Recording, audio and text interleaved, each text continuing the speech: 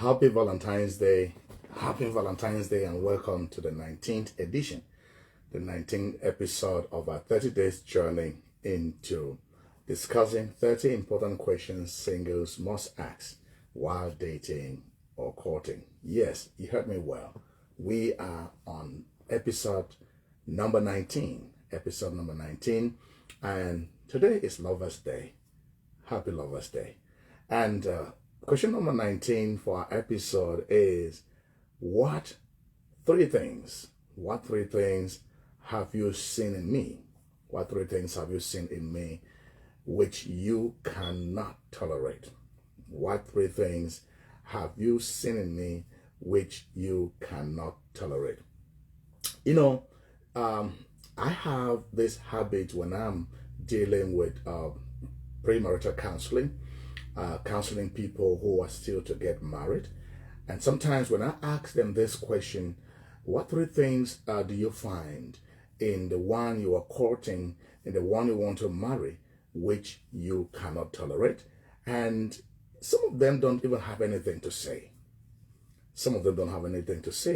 And you hear people say something like, oh no, she is perfect. Oh no, he is a great person. I don't find anything in their life, in their character, in the way they do things that I don't like. You know, I'm so much in love with this person, and I cannot just wait to settle down to be his bride, to be her, her husband for the rest of my life. And I tell them, welcome to reality. Because look at this. Love is in stages. And there is that stage, which is the infatuation stage. When you begin a relationship, when you start to court someone, you start to date someone, the first thing is that the first time you see that person, it's like your heart leaps. You literally are kind of idealized. You look at that person, he seems to be that perfect human being. She seems to be that perfect woman you've been looking for. And infatuation is characterized by intense attraction.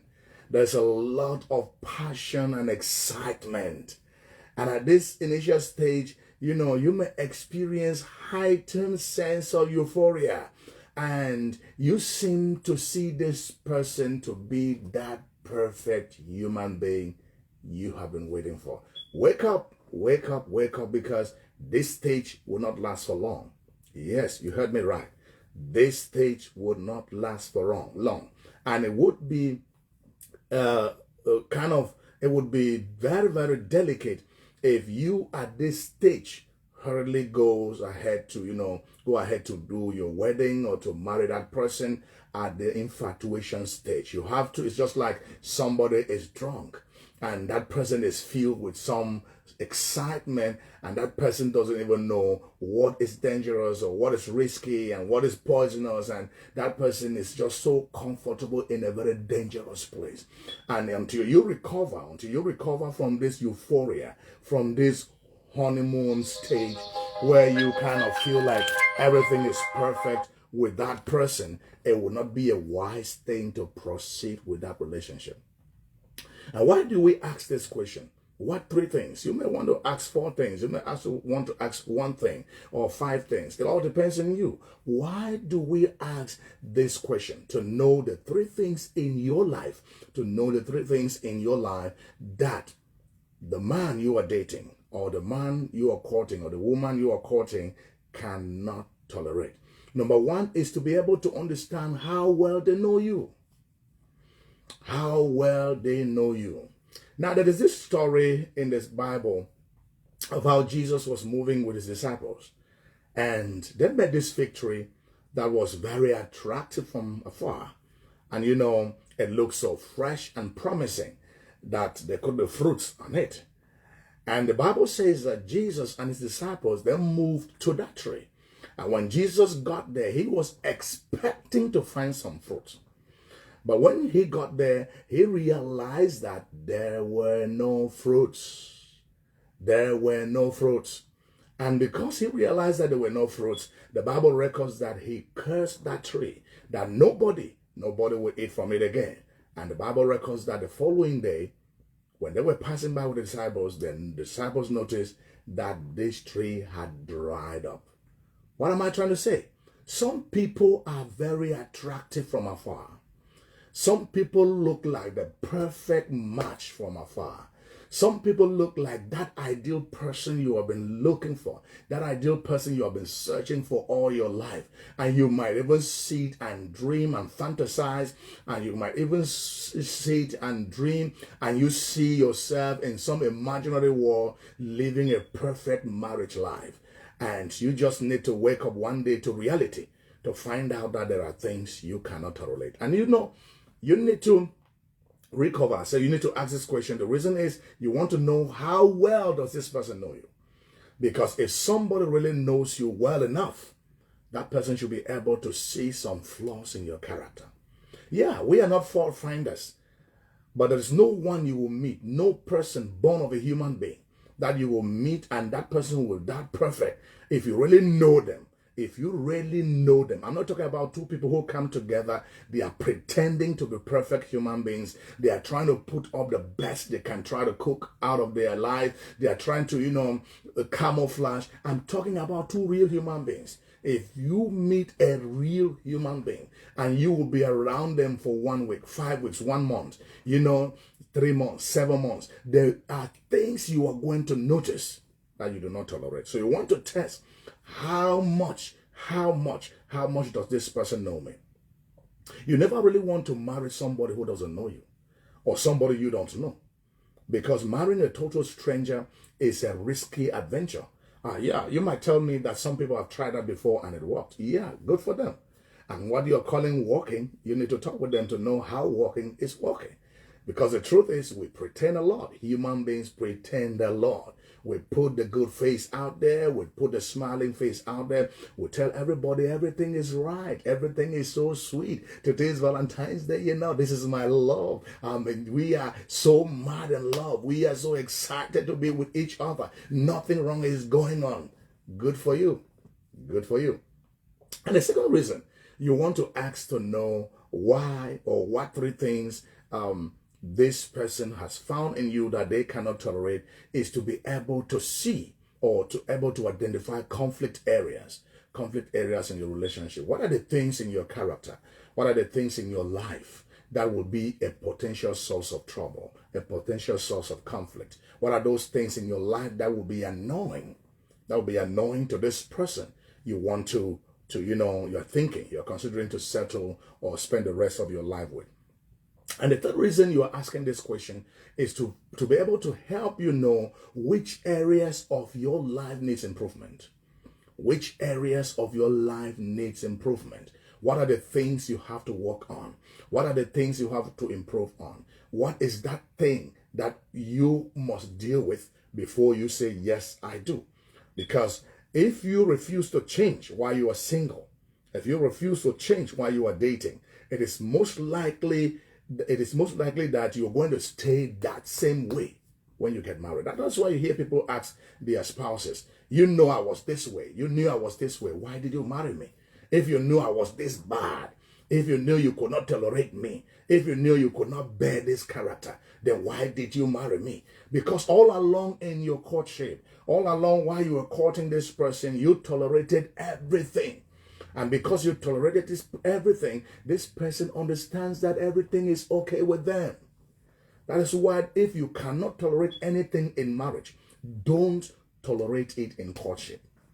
I say it again. If you cannot tolerate anything in marriage, don't tolerate it in courtship. Let it stop. Address it. Deal with it. Have a serious conversation about that thing. Try to work on it as singles. Try to see how you go through education, you go through seminars, counselings. Try to see that there are steps taken in order to solve that problem. Otherwise, this person will ask you, when we were dating, when we were courting, you told me this was all right.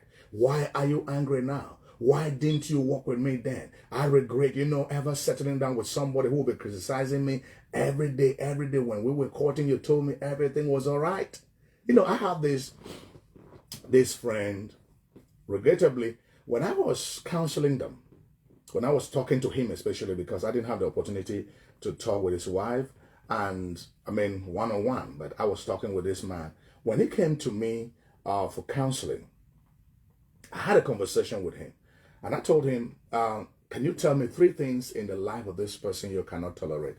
And unfortunately, he never had good knowledge. He never had good knowledge of this person he was trying to marry, who is his wife today. And when I asked him this question, he smiled and he told me, that person, I don't find anything in their life I cannot tolerate. She's just a good person. She's a nice person. And he went ahead and told me, I am even the person that I think would be a problem in this relationship, not her. Because I see her, she's so good, the daughter of a pastor, she's a minister at the church, she sings so well, she does this and that. And these are things that deceive people. These are things that deceive people. People, please wake up.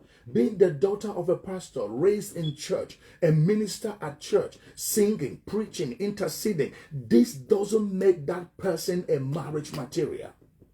I don't know how loud I can say this. This doesn't make that person a marriage material. There are preachers who are dangerous human beings. There are singers who are dangerous human beings. There are people who are intercessors whose characters are acidic, they are toxic. You will not want to be around them the rest of your life.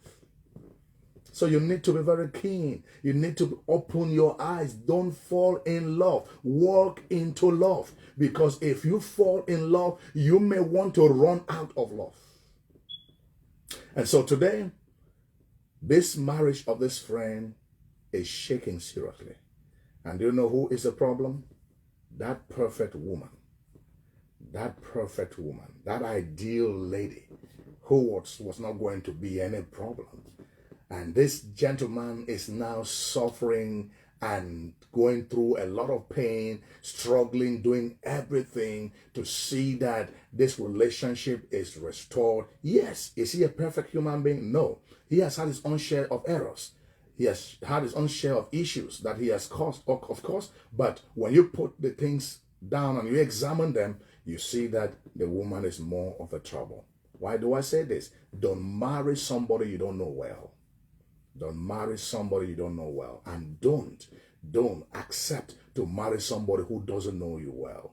That person needs to know you well to appreciate the good character you have and to be able to identify those character and traits and things you do that they cannot tolerate. That is going to help you to know which area you have to work on, which area you have to improve on, and the things which could be a potential source of conflict in your relationship.